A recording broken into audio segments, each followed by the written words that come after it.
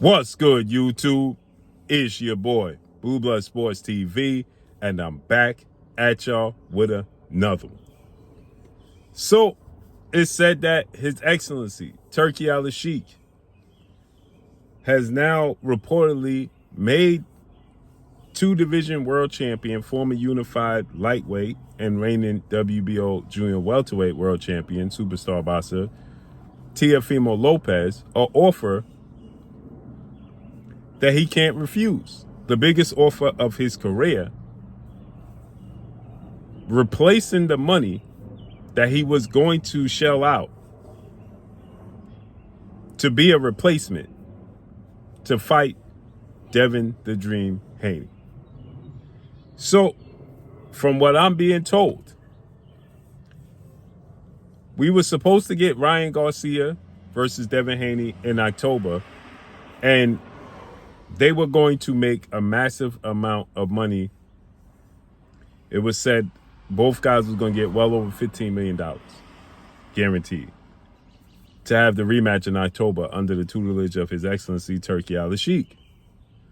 And now Turki Alalashiekh is willing to ponder up that money, or close to it, to give to Teofimo Lopez to fight Devin Haney in replace of Ryan Garcia, who has pulled out the rematch with Devin Haney that he agreed upon, multi-fight deal rematch with Turki Alalashiekh, as Devin Haney pulled the lawsuit off the table so that they can have the rematch. And Ryan Garcia has now done an about face. And Ryan Garcia decided to go in a different direction suddenly, right?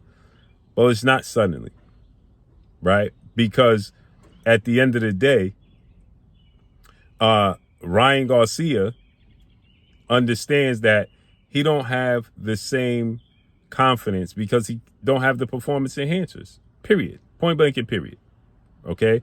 I'm not going to sugarcoat it. It just is what it is. Nonetheless, Ryan Garcia pulls out, and now Turki Alalashiekh is offering that deal to Teofimo Lopez.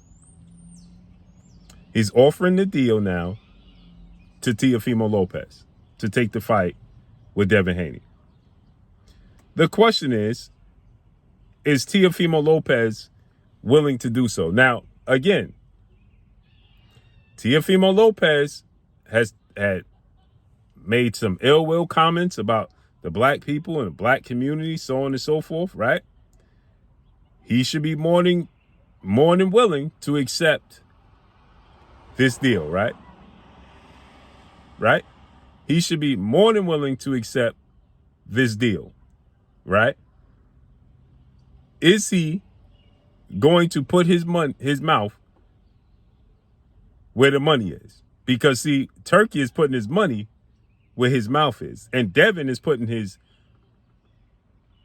skill set and money where his mouth is, right? He's betting on himself to make the fight with Teofimo Lopez. The question is, after Teofimo called black people monkeys and banana tricks and so on and so forth, is Teofimo Lopez willing to accept the deal? Or he wants to go the route, again, like I said, right? Teofimo Lopez, he likes to go the route where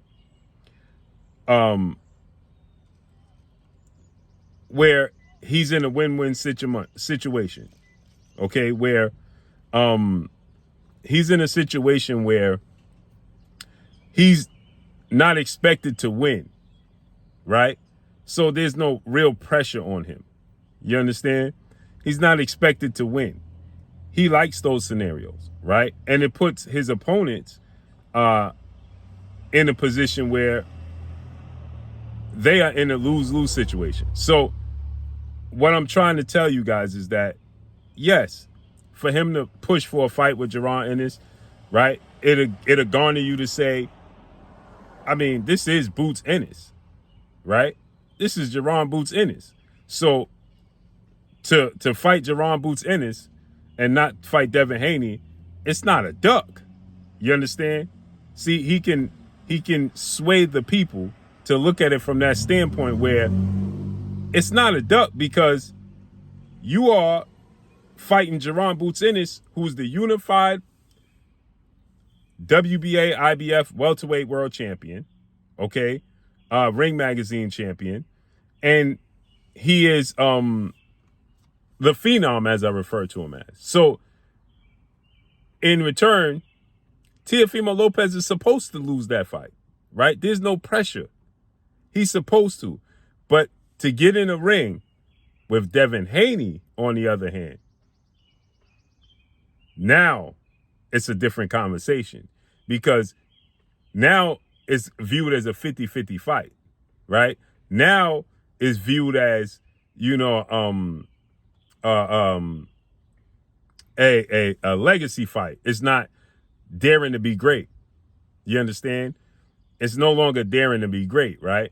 It is now a real fight, right? That anybody can win. See, again, like I said, Jaron Ennis is expected to win. Boots Ennis will be in a lose-lose situation. He's not in a win-win situation. He would be in a lose-lose situation, because if he loses, okay, he was, guess what, supposed to win. So now the pressure's on who? Jaron Ennis. The pressure's not on Teofimo Lopez. It's on Boots Ennis. It's not on Teofimo Lopez. The pressure's on him regardless of the outcome of the fight for Boots Ennis. If Boots Ennis outboxes him and wins, then he was supposed to do that, right? If he knocks him out, he was supposed to do that. If he struggles, that's where it comes in. That's when it gets tricky, because now it's like, oh, you got exposed, right? It's similar to the situation and scenario that Errol Spence was in with Mikey Garcia when Mikey Garcia came up. Mikey Garcia was undefeated. Mikey Garcia was top 5 pound for pound best fighters in the world. Mikey Garcia was undefeated 4-division champion and first ballot Hall of Famer. He was way more accomplished than Teofimo Lopez, Mikey Garcia, right? So you understand that Errol Spence outboxed and outclassed Mikey Garcia, and immediately, the first thing people said was, he ain't knock him out. He was supposed to knock out the little guy. That little guy, he was supposed to knock this little guy out. Why didn't he knock out the little guy? Errol Spence got no credit. Right now, when people talk about Errol Spence's resume, right? Nobody talks about Mikey Garcia, right? They talk about anything but Mikey Garcia, right? They don't give him no credit for fighting and beating Mikey Garcia. None.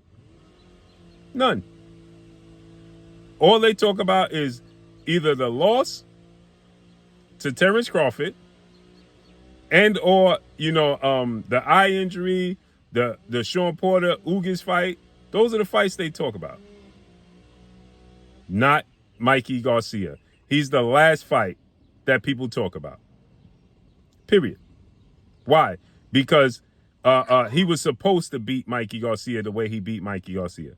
And he outboxed Mikey Garcia, and immediately people said he was supposed to knock him out. He showed flaws. Period. So that's why Teo wants to fight Jaron Boots Ennis. It's a win-win situation. So, again, like I said, you did all that talking, right? You did all that talking now about black people, so on and so forth. Devin Haney is pillow-fisted, right? Here we are.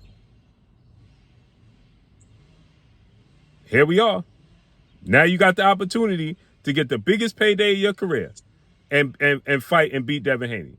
What would be the holdup? Because, again, like I said in a previous video, right? Devin Haney is more accomplished, right, than even Jaron Ennis. He's more accomplished than Jaron Ennis. So it's not like you're going to get a shortage of money to fight Devin Haney.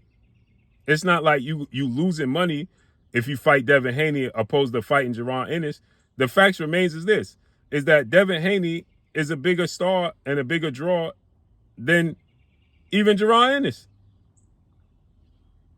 And he's more accomplished. So what would be the holdup? You're going to get the most money of your career to fight Devin Haney, right? It's a real legit 50-50 fight. People don't believe Jaron Ennis and Teo's a 50-50 fight. It's a real 50-50 fight, right?